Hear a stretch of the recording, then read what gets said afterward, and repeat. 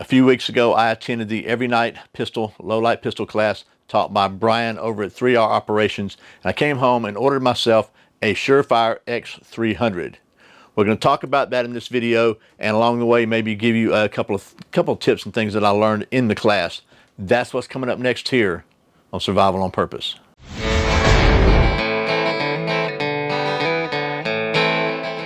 Welcome back to Survival on Purpose, your home for trustworthy information and gear reviews related to camping, survival, and general preparedness for regular folks. My name's Brian. Thanks for joining me. And as I said, today we're going to talk about my new Surefire X300 weapon light. I've got mine on a pistol, but you can certainly mount this on a rifle, a shotgun, I guess, if you have rails, even a crossbow. But it's primarily very, very well known and popular as a pistol light, and in my opinion, this is the gold standard of pistol lights. By the way, you see I've got mine mounted on a blue gun.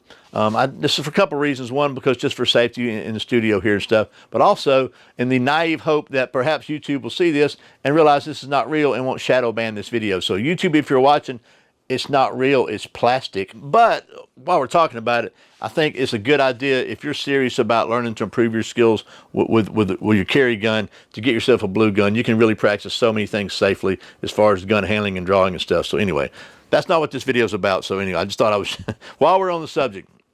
So as I said, a few weeks ago, I had the opportunity to train with Brian at 3R Tactical. I took their Every Night Pistol, low light pistol class. And it was really, really an eye-opener, literally. And while I was there, I had the chance to do some training with a Surefire X300 mounted to my Glock 19. I'd never done that before, and I liked it so much that I came home, I came home and bought myself one. So in today's video, we're gonna talk about the light. There's several different models. I'll tell you which model I've got, and maybe it's kind of confusing when I ordered this to make sure I got the right one, the one that I wanted. So maybe I can clear up some of that confusion for you about what the different models are. And along the way, I'll share a couple of tips that I learned about using these lights. And this is not going to be a review of the class. I'm going to do a whole other video about the class itself, but I want to try to share a little bit with you in this one. But first, there's no sponsor for today's video, but I want to give a big shout out to the folks at Tactical Response up in Camden, Tennessee. They are a great place to go and learn or improve your skills to defend yourself and your family. And they also have great first aid training up there. And if you're not around Camden, never fear, because they travel all over the U.S. teaching. When I was up there a couple of weeks ago, they had one group of instructors headed to the Pacific Northwest and another group headed to up the East Coast. So Tactical Response is really working really hard to make sure that they do everything they can to help everybody they can be more prepared to defend those they love. So I highly recommend them. It's tacticalresponse.com. They're not paying me. I don't get a commission. I'm not connected with them, except for I just think they're a great place to learn those skills that everybody needs to know to defend themselves and their families. So now let's talk about this here light. So this is let's try to get some of the model confusion cleared up. This one is the X300U-A, and that is a X300 Ultra. You can see that? I'll just show you right there. You can see it. Can you focus, Grasshopper? There it is. It's focused now. X300 Ultra. This one is 1,000 lumens. They also have I believe it's a 300V, which is it is IR capable. So if you're going to use night vision, you might want to look at that one. They have versions with lasers on them. They also have versions with different kinds of locking mechanisms on there. We'll talk about all that in just a minute. But before we do that, let me just say one thing seriously about weapon lights. If you're going to put a light on your pistol, it is imperative, it is crucial, it is critical that you also have and carry a handheld light. Because you know that it is absolutely wrong to point your pistol, any firearm, at something you have not yet identified. So this is not to identify a threat. Okay, this is to identify a threat, and this is a Surefire Tactician, to identify a threat. Once the threat is identified, this allows you to see and aim better. It really does. It makes a gigantic difference. I learned that in class. I just want to make that really clear. I cannot stress that enough. You must have a handheld light as well. This cannot be, if you're only going to have one, then have this, not this, okay? seriously. Okay, so now let's talk about this light. Okay, so Surefire X300 Ultra. As I said, it is 1,000 lumens. Here, can you see that? I want you to see it. 1,000 lumens. This has the rail lock system, which you just pull the little levers and it comes right off, and you'll snap it on. Just snap it on. It's like that. On and off easy. It has a two-way toggle, so you can either turn it down and turn the light on, or you can turn it up and turn the light on. So this has constant on. When you turn the button, it's constant on. And then if you want to have a momentary on, you just push it momentarily like that with any finger, either side. You can push it, and it'll be momentary on. I think if you're using the proper thumb forward grip, you can push it with your thumb very, very easily. You can also activate it with your thumb very easily. Again, 1,000 lumens. It runs on 2 CR123 batteries. Push the clip down, open it up. So 2 CR123 batteries. They have a runtime of 1.25 hours. The total runtime where they need to be replaced. It's 11,300 candela, and it's got a 213 meter throw. It is hard anodized aluminum. It weighs 4 ounces.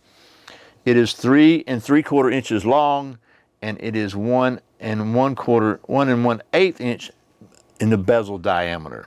And it's also IPX7, which is submersion resistant up to 1 meter for 30 minutes.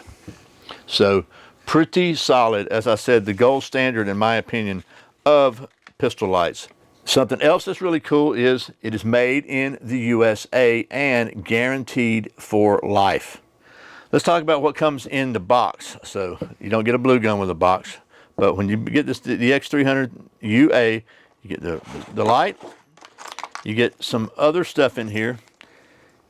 And what this is, this comes with a universal adapter on it. It also has a Picatinny rail adapter, which is just a little bit different. Maybe if you want to mount this on a long gun, that's probably what you would use. Let me get back over in the center of the camera here. And then it also comes with this, and this is the universal rail latch.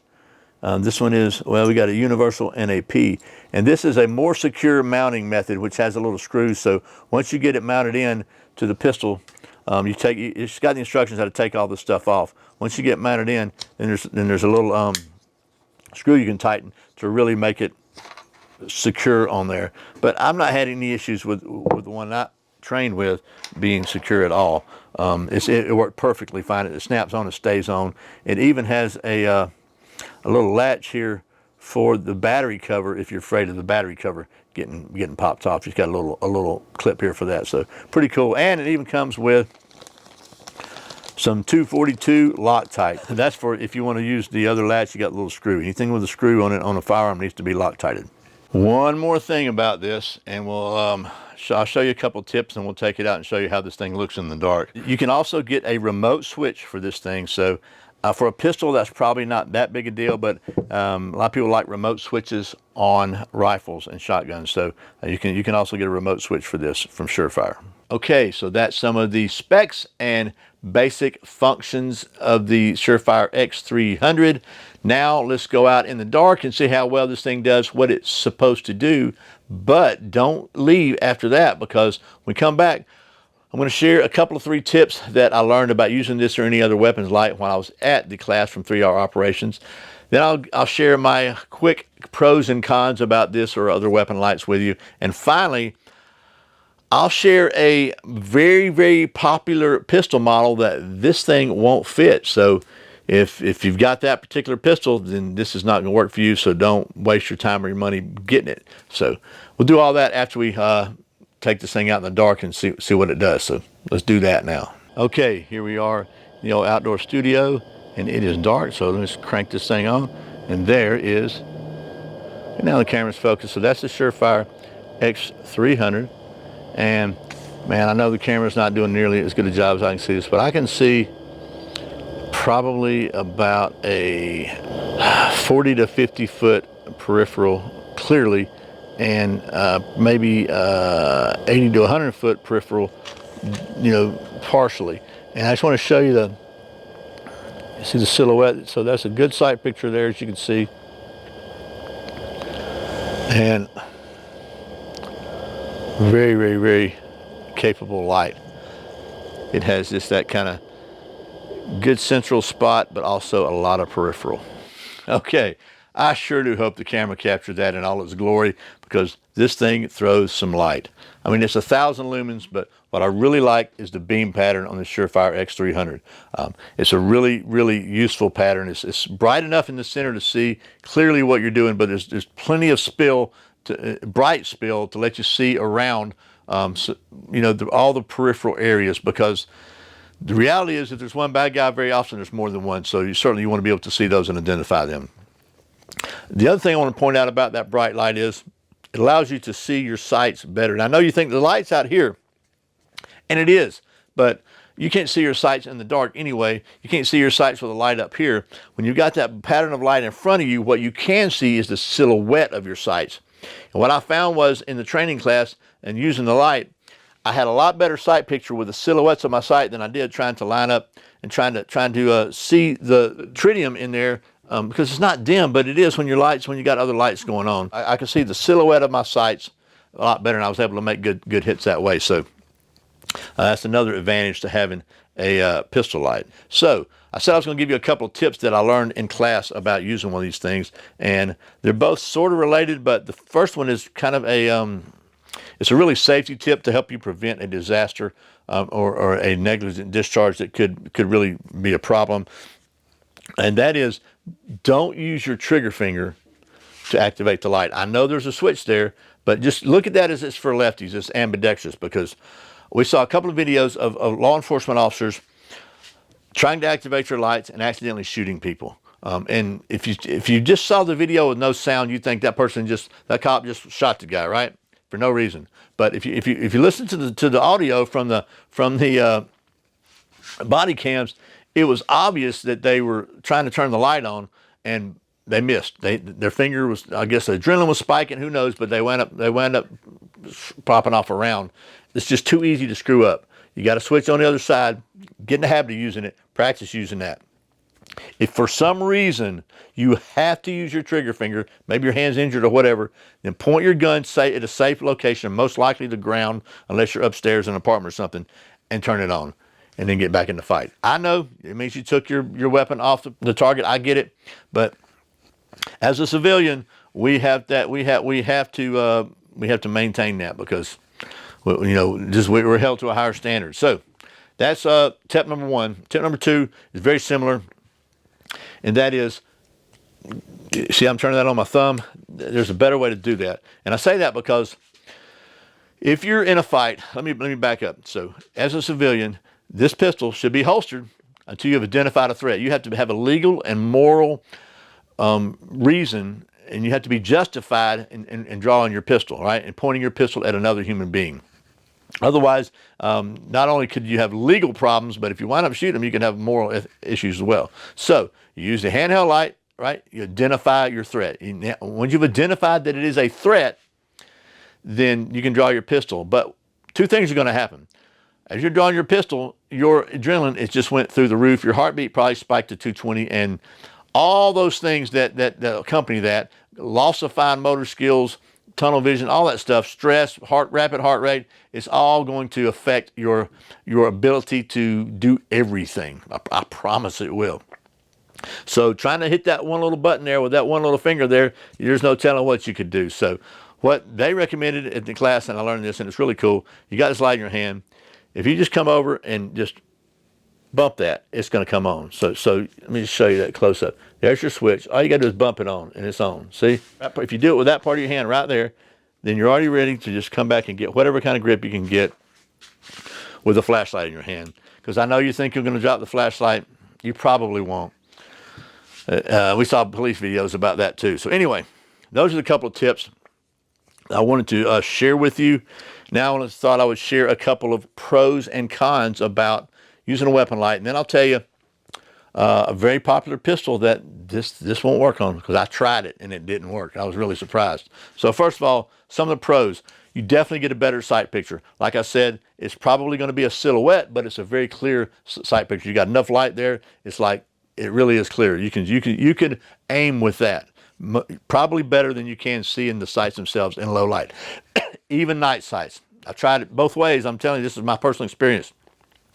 Also, it does allow you to get a two-handed grip, maybe. if you know, some kind of two-handed grip, even if you're holding another light. If you're trying to hold your light and that's all light you got, then you might can do a Harry's grip like that, right? People are going to tell you some kind of cigar grip or something like that. You're not going to do that. You're going to be too stressed out. I'm telling you. So anyway, it gives you a chance at least you can get some kind of two-handed grip on it. And third, it gives you options to do with this light, and leave it over somewhere for a distraction and still have a light on the target, all kinds of stuff. We can talk about that in another video. So those are some pros. A couple of cons. There's always pros and cons, right? You got batteries to replace that you wouldn't have with the night sights, but you know, you're going to work with this thing turned off. So if your batteries are dead, your gun still goes bang, right? It's harder to find holsters, especially in the waistband holsters for concealed carry. It's more difficult to find holsters for them. I'll put it that way. There's lots more holsters for non-light bearing than light bearing pistols. So that is a possible con for you. And as far as concealed carry goes, it's definitely bulkier. When you look at the profile of this thing, you see the light is wider than the pistol. So it's going to take up more room. It's going to poke out more. And that's just the way it is. But when it comes to being able to defend yourself and protect yourself at night, it is definitely an advantage to have this, as long as you got one of these too. And when you think about it, I don't know what the percentages are, but I'm sure a high percentage of concealed carry or, you know, violent threat or violent crime happens at night. There's that. Oh, I said I was going to tell you a popular pistol, very popular pistol, that this thing does not fit on, and it's my wife's pistol, a Smith & Wesson Shield EZ.